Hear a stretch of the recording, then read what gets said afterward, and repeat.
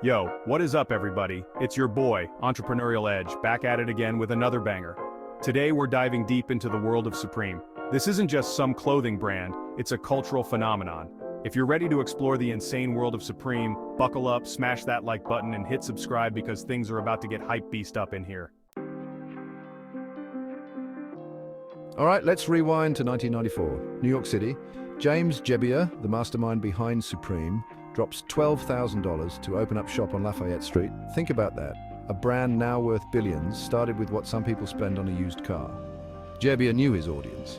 He understood the skate culture, the rebellious spirit, the love for raw, authentic style. Now, that iconic red and white logo? Yeah, that got them into some hot water.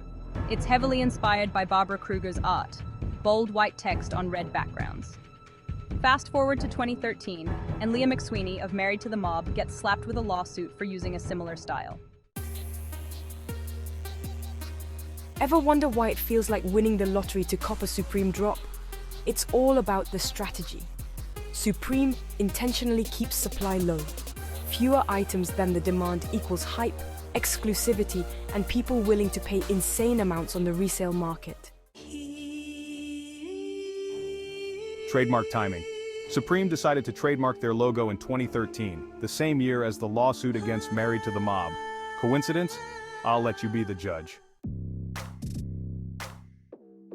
Auctioned skate decks. Let's talk about some next-level Supreme collectibles. Skate decks going for insane prices at auctions. Imagine dropping $16,250 on a set designed by Jeff Koons. These aren't just pieces of wood with wheels, they're art, investments, status symbols. Branded MetroCards. Back in 2017, Supreme dropped branded MetroCards in New York City.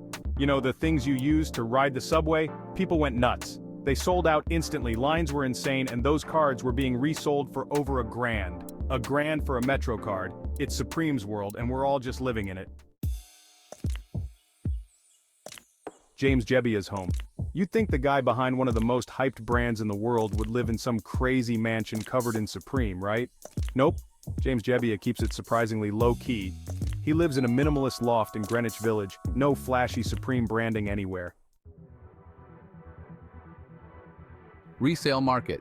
Here's a fun fact. James Jebbia hates the resale market. He can't stand that people buy his stuff just to flip it for a profit. But it's the double-edged sword of success, right? You create something desirable and people are going to try to cash in. Supreme Brick. You know, a brand has reached peak hype when they can sell a brick for $30 and have it be worth $1,000 on the resale market. That's exactly what happened in 2016. Supreme released a brick, a literal brick, with their logo on it, sold out instantly, of course. Store locations. Supreme has more stores in Tokyo than in the entire United States. 6 stores in Japan, 2 in the US, and 1 each in Paris and London. It shows how global their reach is, how they've tapped into the culture of cool kids worldwide. Name origin. Ever wonder where the name Supreme came from? It's not just about being the best, the most supreme brand out there.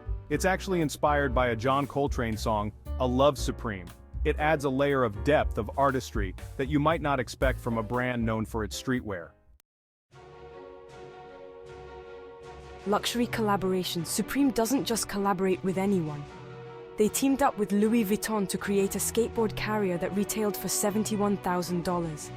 It's the ultimate symbol of streetwear meeting high fashion, of blurring the lines between what's cool and what's considered luxurious.